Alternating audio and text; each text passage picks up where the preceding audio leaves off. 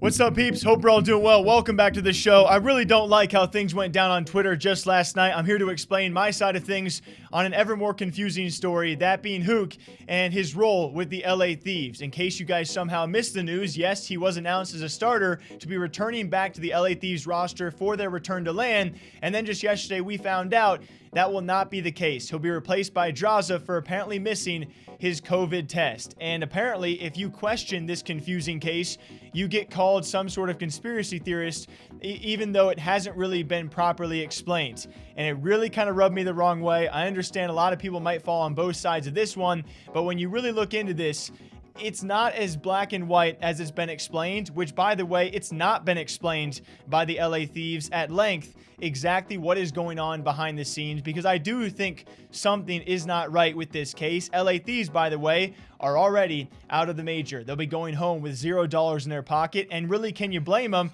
when the roster keeps on freaking changing? But first and foremost, here was the news about Huke missing a COVID test. As they said, for our match today versus the Gorillas, Drazah will be starting in place of Huke. As part of the CDL's COVID guidelines, players are to be tested the night before the match to determine eligibility. Huke was not available to be tested at the dedicated time. We attempted to get him tested earlier today, but were unable to get the results back in time for the match due to the missed COVID test. Huke will sit out of today's games. So we find out that apparently Huke missed his COVID test. Despite that, over a week ago, he was announced as the starter. He knew the COVID protocols, and thus returning to LAN, I am very sure that he knew when and where he had to be tested and by what time. He missed that. At the very best case, I mean the best case for Huke, this is irresponsible and unprofessional. You are being paid a lot of money to do this test and to know when you're supposed to take it. And that's the best case scenario. Where it really rubbed me the wrong way is simply, here's how I see it, me doing my job. I tweet out about this, something's not right, because I don't believe Huke is the person. If he really wanted to, and I think he knows better, if he really wanted to, he knew to take that COVID test, when and where, to get it done on time. I want to give him the benefit of that doubt. So I think something's not right. The fact he's announced as a starter to come back to LAN, and all of a sudden, just like that, boom, missed a test that every other pro player was able to make on time. Yeah, I think something's not right. I take to Twitter to say that, and here's what Nadeshot responds, which obviously got me a bit riled up. As Nadeshot then responds to that, saying, "Why are you twisting this into some fan fiction conspiracy when it's just black and white?" Because nothing about this situation has been black and white.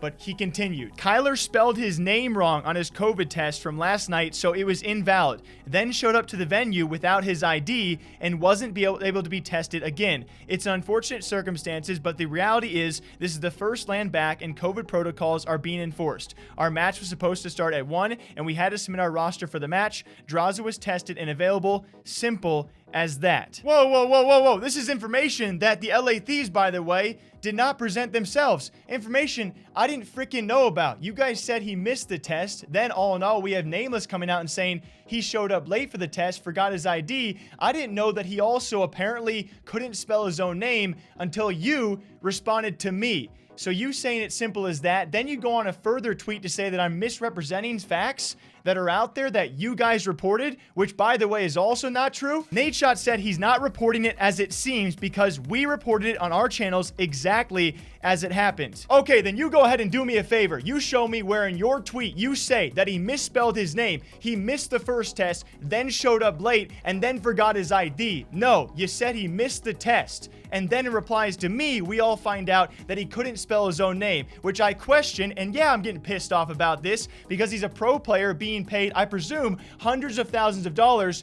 When's the last time you couldn't spell your name correctly? Then, of course, he's late. Then he forgets his ID on top of everything else, and somehow I'm the one at fault for saying something's not right.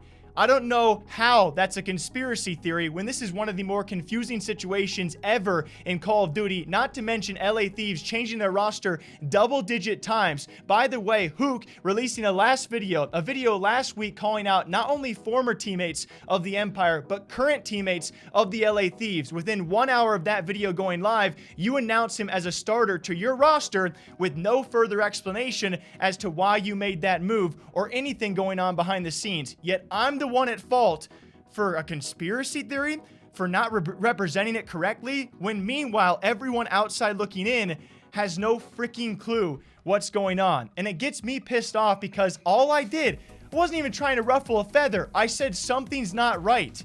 When a pro player cannot spell his name correctly or show up on time for a COVID test when he knows he's returning to LAN to be a starter for one of the more well-named teams in the entire league, and then he doesn't even bother to bring his ID either, of course, to pair that up with his story last week, and you're going to blame me for being a bit confused?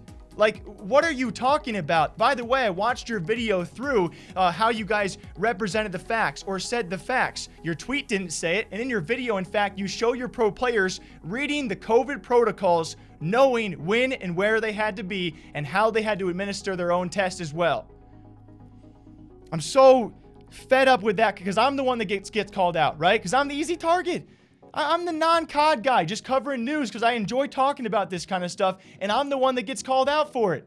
And everyone knows it's suspect, it's weird, and something else is going on behind the scene. And yes, it's probably a sensitive topic. And if it is, then maybe say that personally or privately, which you didn't. Now take down my stuff. Fed up with it. LA Thieves are out of the major. What do you guys think? Because God forbid you speculate anything or say that anything is going on outside the fact that he missed a test, because then you're a conspiracy theorist. Hope you all enjoy the rest of your day. Enjoy the rest of your weekends. It's been nutty gameplay out there, right? Following that series, we saw Optic get dominated by Crim6 and his teammates especially, right? Who would have predicted after everything going on, also involving Huke, the Empire come back to LAN with their roster, which has also been changing a bit, and they sweep Optic handedly. Crazy COD stuff. Thank you all for watching. Sorry for getting pissed off. I don't mean to rub any of you all the wrong way. If any of you guys get pissed off by my tweets, look at me.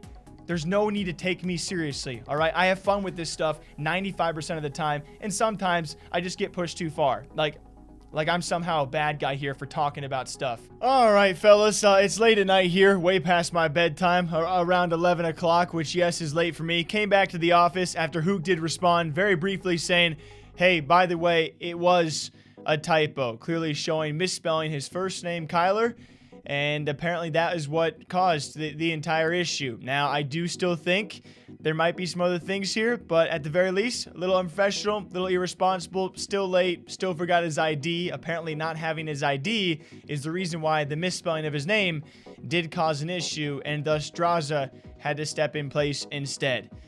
Don't really want to argue about it anymore. Sorry for any feathers ruffled, and I hope you guys all enjoy the rest of your weekends. All right. That was intense, right? Toodaloo.